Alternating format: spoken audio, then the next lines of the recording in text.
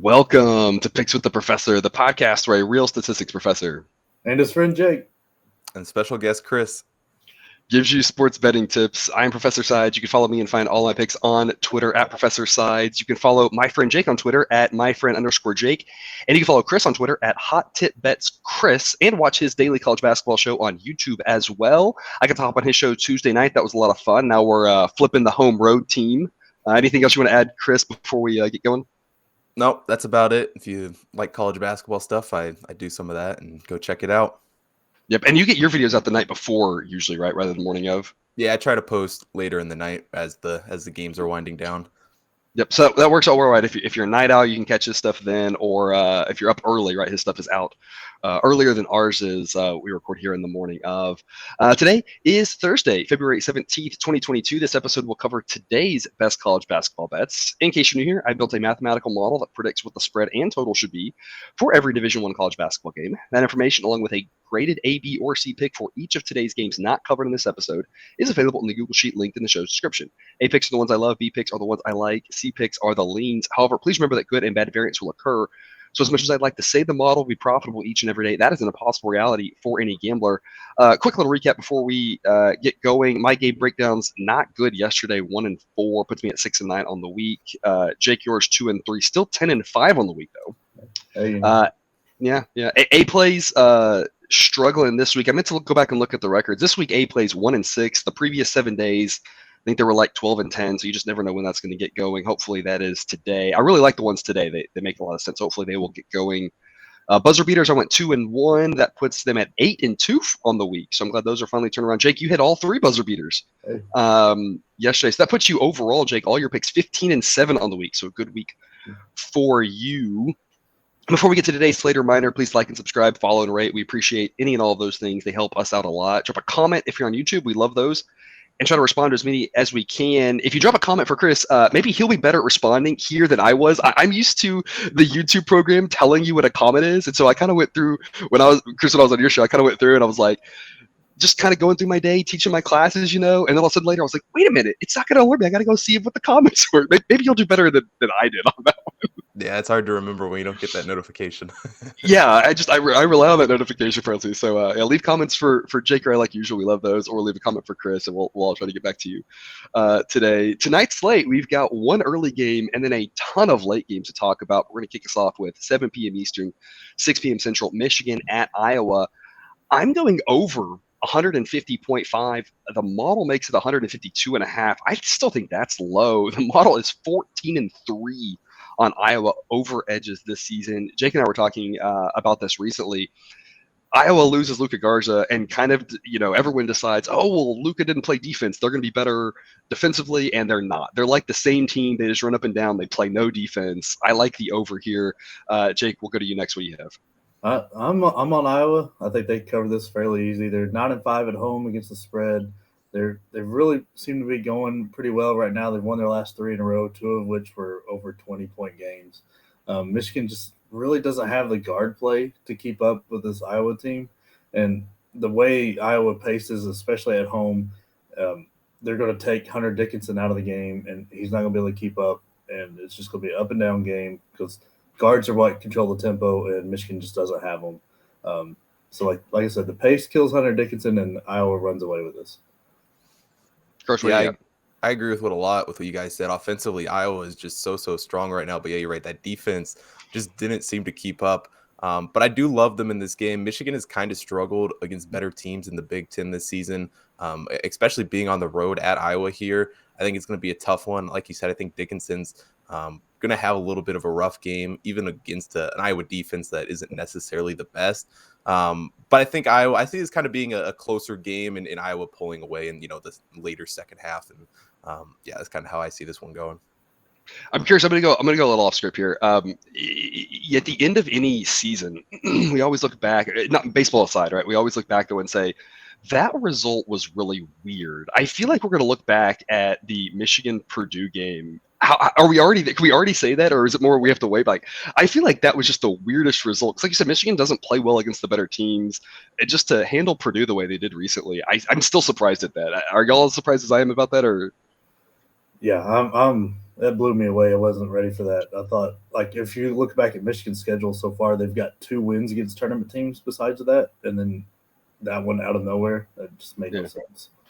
Yeah, I think there's always a couple of games for every team in a season where you're just like, huh, what happened in this one?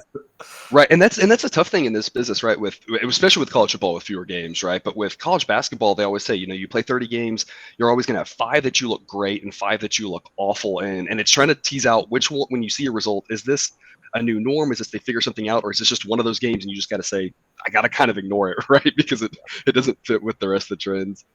And that'll take us to kind of, again, the late slate. We're getting there early tonight, but an under the radar game that I think will be a lot of fun. West Coast Conference implications for who can get the 2 seed there. San Francisco at St. Mary's. The model makes this 130. I'm taking under 132. Both teams have actually overperformed by numbers. They've been a little bit better than I've expected, so it makes it interesting when those 2 teams go against each other. But both have been under my numbers. So if that holds true today, then 130 is going to be hard for them to get to. I always love in these low spread games that are kind of 2 really good teams. I like the under because we have a real good chance of just grinded out possessions. Every possession matters, taking extra seconds on the shot clock. You take 5 extra seconds looking for a better look. That's going to get us to an under. So I like under 132 here. Jake, what do you have? Yeah, I'm riding San Francisco here. I'm not exactly excited about it. They were up 17 at half in the last matchup and ended up losing by 2. Free throws were a big difference. But this is a huge game for both teams. Like you said, not only West WCC standings trying to avoid Gonzaga until the championship, but at large, they've got 2 quad wins apiece each, and they both have a losing record in the quad 1 area. So this is really their last chance to get another quad 1 win, and especially if San Francisco drops this, there's no way they get in over St. Mary's. So you're looking at a 3rd bid for this team for them to get in, and I don't see that happening. So this is a huge game. I don't think there's any way they let Tass just dominate it like he did last time with his 17-12. I think they cover it pretty well. They hit better than 60% of their free throws this time around instead of shooting like 55 or whatever it was, and they come through and at least keep it close, if not win the game. Yeah, and I think this is one of those games, all the people out there who saying Gonzaga plays no one, you got to be watching this game because these 2 teams can really hang with a lot of teams in, the greater college basketball landscape. Both of them have very solid defenses. I would probably lean towards the St. Mary side, but I think this game is really just, 2 top West Coast Conference teams, and it's very, very hard to pick a side in this one, but probably that slight lean to St. Mary's just because they're at home in this game.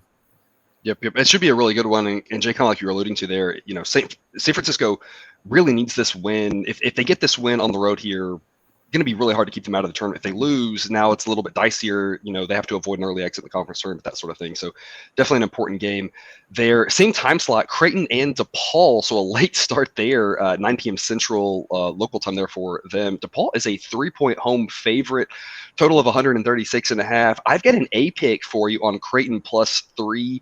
This is the first time I've backed Creighton all year, so I have nothing to say about them because I've never backed them. I've only faded them. What I will say is Creighton's played a lot better lately. They started off the year struggling. They've kind of got it rolling.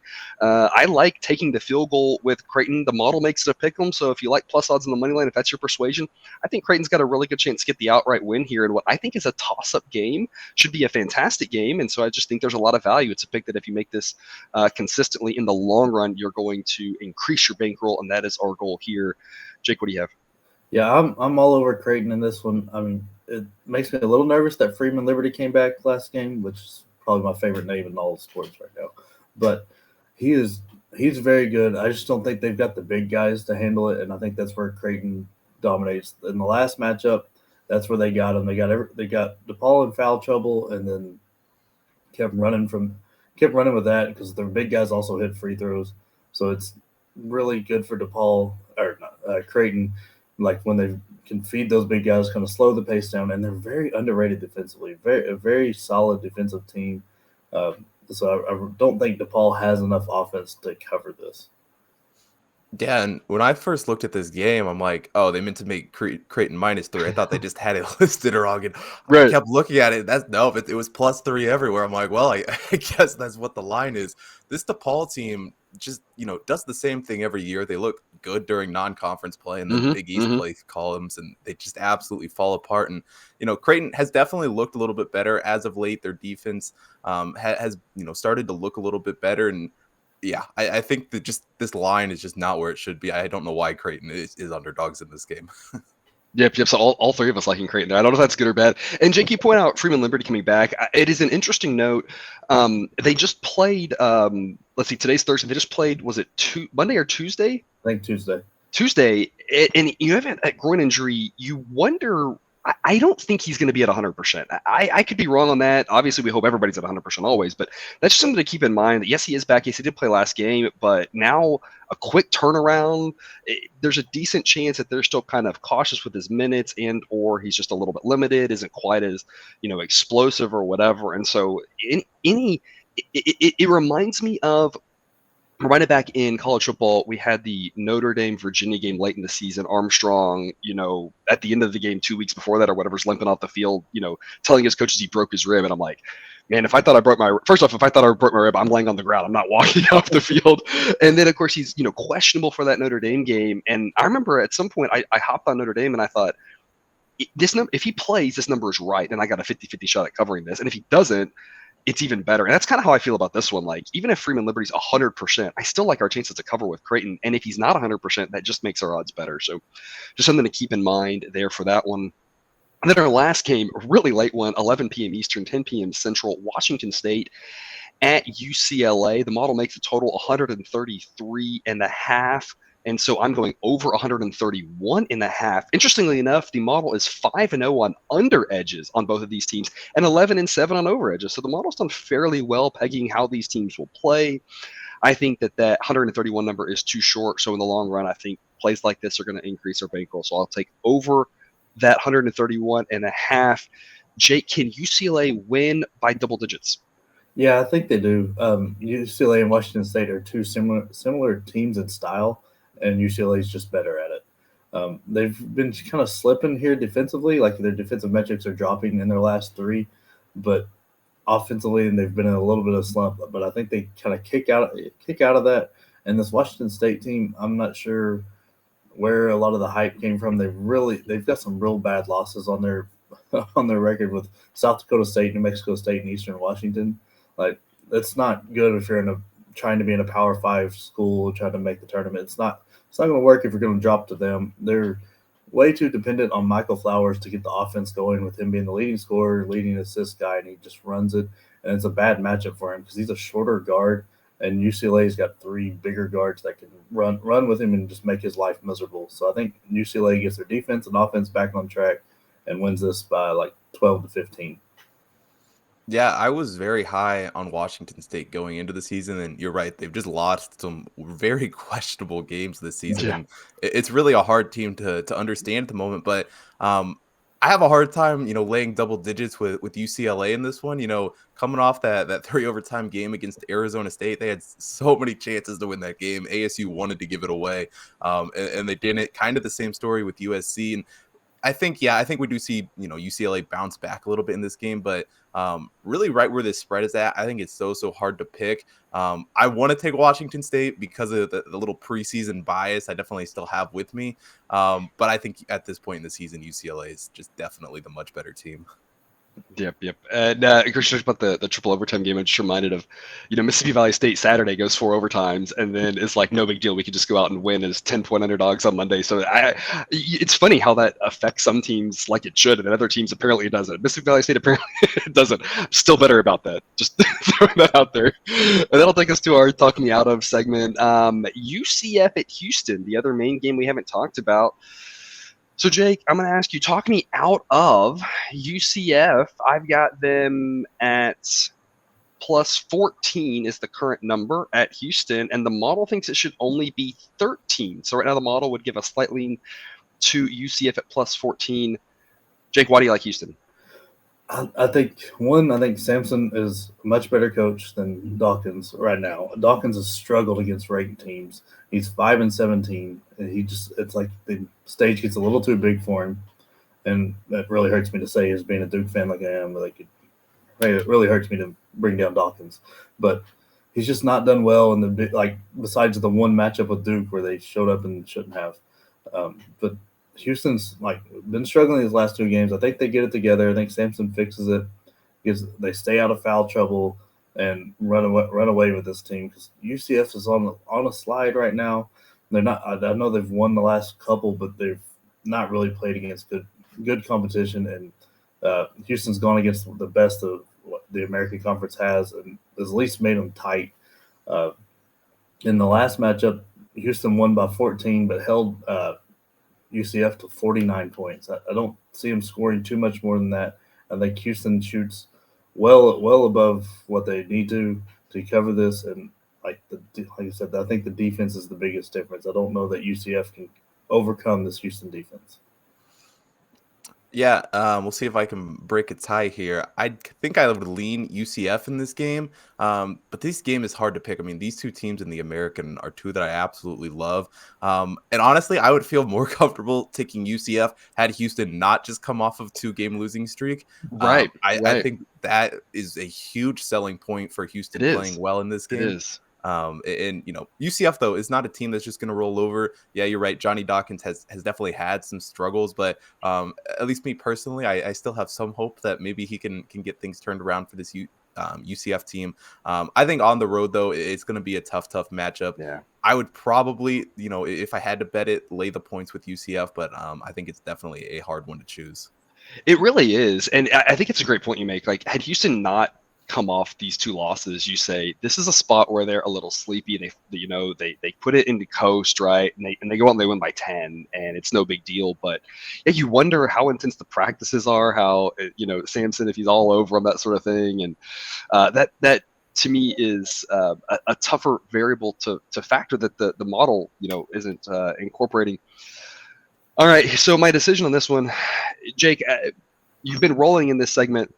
Took your first loss last night on, UConn team who missed the front end of a 1-and-1 late, and then gives up a last-second shot when they're up 7 on a fadeaway near the 3-point line. I think that was a fluky loss. I'm going to trust you again. I'm going to go with Houston minus 13. I'm going to think that angle of Houston having played poorly, I think they're going to come out on fire. So I'm going with you, Jake. The model's edge is not big enough for me to back, so I'm going to take Houston minus 13. Something I did forget to point out with SMU losing last night, we've got Houston's got first place, but just barely over Memphis. So they've really got to stay motivated and really keep going. It's not like they're at a point where they can kind of fall back and rest on their big conference lead they have.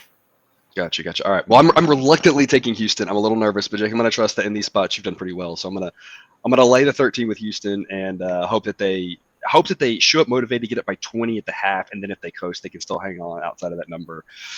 Which takes us to the overtime A plays. Again, I have not done well this week, but I like all 3 of these. I think at some point it'll turn around, right? You never really know exactly when that'll happen. Hopefully it's tonight. I'm going to start us off at 7 Eastern, 6 Central, Georgia Southern plus 9.5. At Georgia State. It's a lot of points.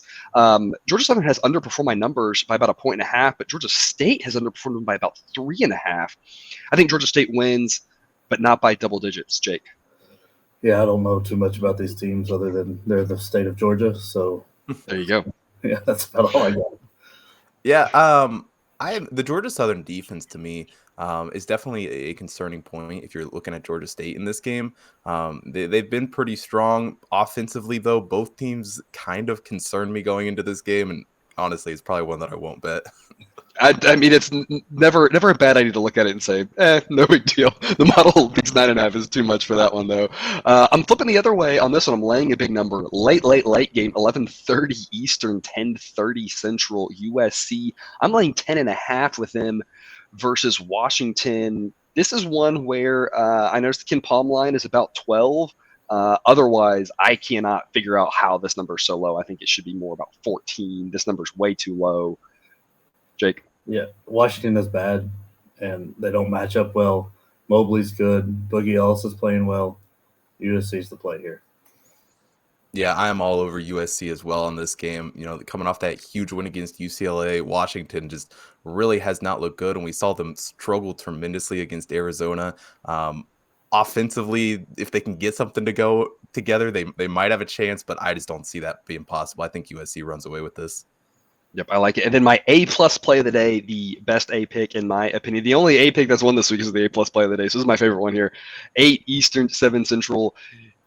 Kansas City -4.5 at North Dakota. My number's been pretty spot on for both teams. I think that Kansas City wins this one easily, and I love the number. I think this is a good spot here because at 4.5, I think that's an easy number to cover a lot of late foul scenarios. Get us there if it's close. If it's not, they run away with it.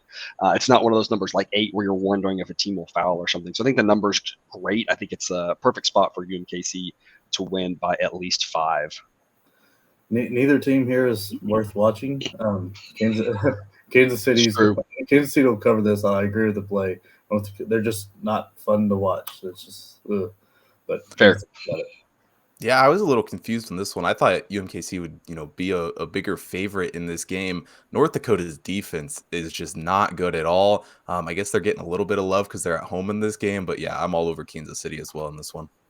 All right, and that takes us to buzzer beaters. I've got 3 for you here. The best B-side all time on these, I am 13-8. I'm rolling with Portland State -6. I have not taken them in this segment yet. I have taken them in other segments, and they have won. Like I said, I've liked Portland. I like Portland State. I think both are undervalued.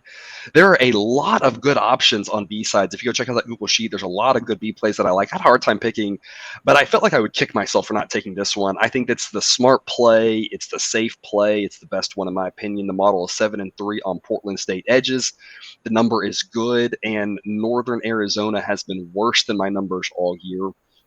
I've got the total of the day, 5-5 all time, but 4-0 since I brought it back here last week.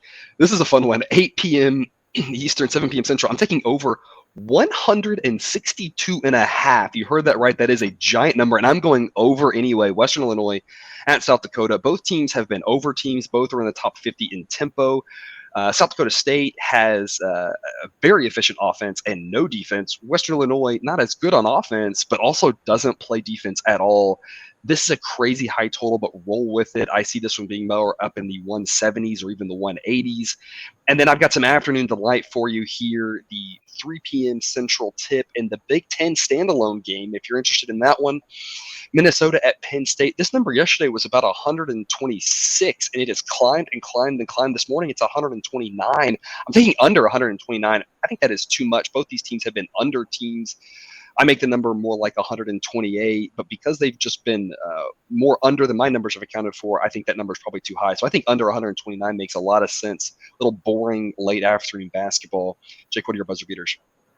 Bringing it back to South Dakota State, I like them to cover this 13 number. Western Illinois doesn't play defense. South Dakota State happens to be, I think, the top 3-point percentage team in the nation.